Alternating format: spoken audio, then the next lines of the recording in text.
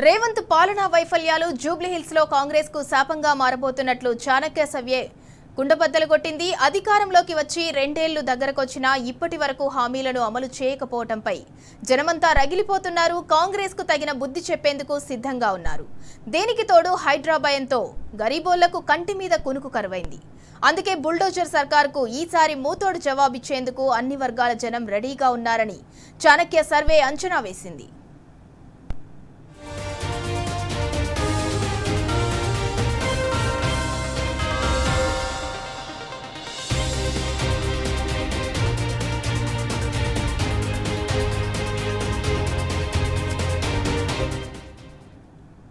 ప్రచారంలో రేవంత్ రెడ్డి మాట్లాడుతున్న తీరు కాంగ్రెస్ కు మరింత మైనస్ అయ్యే ప్రమాదముందట. హస్తం పార్టీకే మద్దతు పలకాలంటూ రేవంత్ దబాయిస్తున్న తీరుతో ఓటింగ్ శాతం దారుణంగా పడిపోతోందని చాణక్య సర్వేలో తేలింది. దీనికి తోడు కాంగ్రెస్ అభ్యర్థి బెదిరింపులు, ఆయన బ్యాక్ గ్రౌండ్ ఇవన్నీ జూబ్లీహిల్స్ ఓటర్లు సీరియస్ గా తీసుకుంటున్నారట.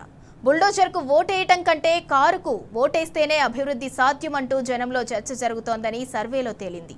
ఇవన్నీ పరిణామాలను బట్టి చూస్తే బీఆర్ఎస్ కు వచ్చే ఓటింగ్ 50% పెరిగినా ఆశ్చర్యం లేదని చాణక్య సంస్థ సర్వే కుండబద్దలు కొట్టింది.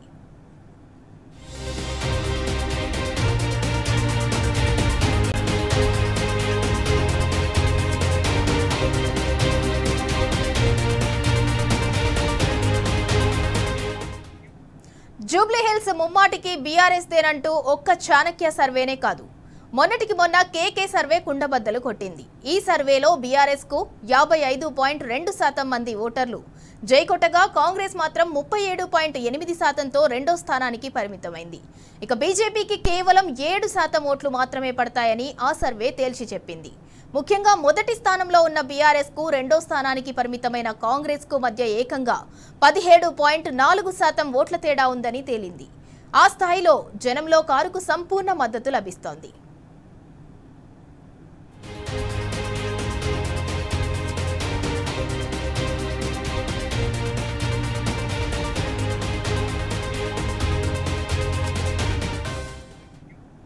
జూబ్లీహిల్స్ ఉప ఎన్నికపై ఇటీవలి కాలంలో పలు ప్రముఖ సర్వే సంస్థలు ఓటర్ల మనోగతాన్ని ఆవిష్కరించే ప్రయత్నం చేశాయి. దాదాపు అన్ని సర్వేల్లోనూ బీఆర్ఎస్కే ఓటర్లు పట్టం కట్టారు.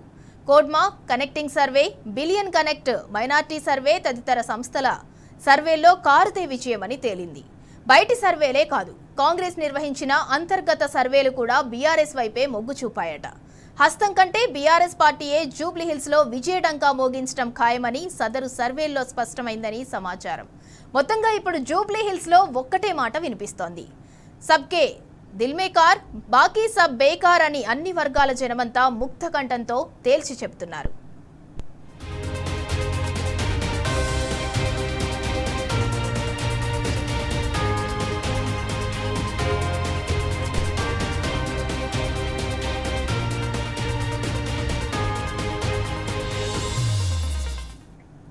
బీఆర్ఎస్ కు 43% ఓటింగ్ వస్తుందని చాణక్య స్ట్రాటజీస్ సర్వే నిర్వాహకులు ముఖేష్ చెప్పారు. కాంగ్రెస్ కు 38%, బీజేపీకి 10%, ఇతరులకు 9% ఓట్లు వచ్చే అవకాశం ఉందని తేలిందన్నారు. జూబ్లీహిల్స్ నియోజకవర్గంలో 60% మాస్ ఓటింగ్ ఉందని, అది బీఆర్ఎస్ కు ప్లస్ అయ్యే ఛాన్స్ ఉందన్నారు. కాంగ్రెస్ రెండేళ్ల పాలన పట్ల ప్రజలు ఇబ్బందులు పడుతున్నారని, ఇది కాంగ్రెస్ కు మైనస్ అయ్యే అవకాశం ఉందని సర్వే చెబుతుందన్నారు. రేవంత్ సర్కార్ హైడ్రా చర్యలతో బీఆర్ఎస్ కు సైలెంట్ ఓటింగ్ పెరిగే అవకాశం ఉందని చెప్పారు. బీఆర్ఎస్ అభ్యర్థి మాగంటి సునీతకు సింపతితోనూ గత ప్రభుత్వం అందించిన సంక్షేమంతోనూ ఓట్లు పెరిగే ఛాన్స్ ఉందన్నారు. మనం జూబ్లీహిల్స్ నియోజకవర్గం గురించి మాట్లాడుకోవాలంటే ఇక్కడ మనం టోటల్ 4,07,000లో సుమారు 60% మాస్ ఓటింగ్ ఉంటుంది, 40% క్లాస్ ఓటింగ్ ఉంటుంది. ఈ 60% మాస్ ఓటింగ్లో కూడా మైనార్టీస్ ఎక్కువ ఉంటారు, మైనార్టీస్ అండ్ బీసీస్ ఉంటారు. క్లాస్ ఓటింగ్లో కొంత సెటిలర్స్, ఆంధ్ర సెటిలర్స్ కానీ, మున్నూరు కాపులు కానీ కొంత డిఫరెంట్ ఈక్వేషన్స్లో ఉంటారు. అయితే ఇక్కడ మాస్ ఓటింగ్లో మనం గమనించినట్లయితే ఇక్కడ ఎక్కువ శాతం ప్రతి 10 మందిలో 6 నుంచి 7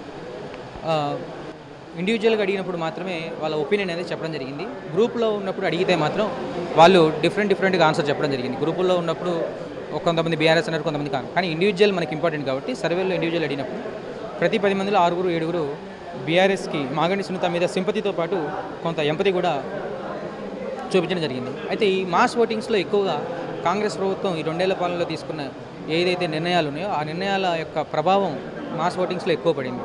కొంతవరకు రేషన్ కార్డుల ఇంపాక్ట్ ఉన్న ఈ హైడ్రా ఎఫెక్ట్ కానీ, స్తంభించిన వ్యాపారాలు కానీ, పెరిగిన కాస్ట్ ఆఫ్ లివింగ్ కానీ, ఇవన్నీ దృష్టిలో పెట్టుకొని మాస్ ఓటింగ్స్లో ఈసారి జూబ్లీ హిల్స్లో బీఆర్ఎస్ని గెలిపించుకున్న ఒక ఆలోచన అయితే క్లియర్గా కనిపించడం జరిగింది.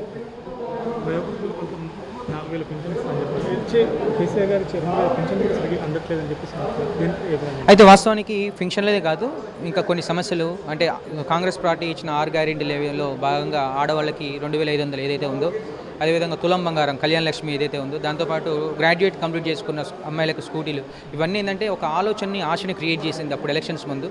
ఇవి ఇవ్వకపోవడం ఏంటంటే మాస్ ఓటింగ్లో కొంత ఆలోచన సరళిని మార్చింది. మీరు ఓన్లీ పెన్షన్ గురించి ఆలోచిస్తున్నారు కాబట్టి మహిళల్లో మాత్రం ఇవన్నీ ఎక్కువ. ఒక ఫ్రీ బస్ ఒకటి కొంత పనిచేసినప్పటికీ అది ఫ్రీ బస్ ఎవరికి పనిచేస్తుందంటే ఒక ప్రాంతం నుంచి ఇంకో ప్రాంతానికి పని చేసుకునే వాళ్ళకు పనిచేస్తుంది. కానీ మిగిలిన వాళ్ళకు మాత్రం కొంత మాస్ ఓటింగ్స్లో ఈ ఏవైతే 6 గ్యారెంటీలు, సూపర్ 6 ఇంపాక్టు, పెన్షన్ల ఇంపాక్ట్ చాలా బాధ అంటే కొంచెం అసంతృప్తిని కలిగించిందని చెప్పొచ్చు.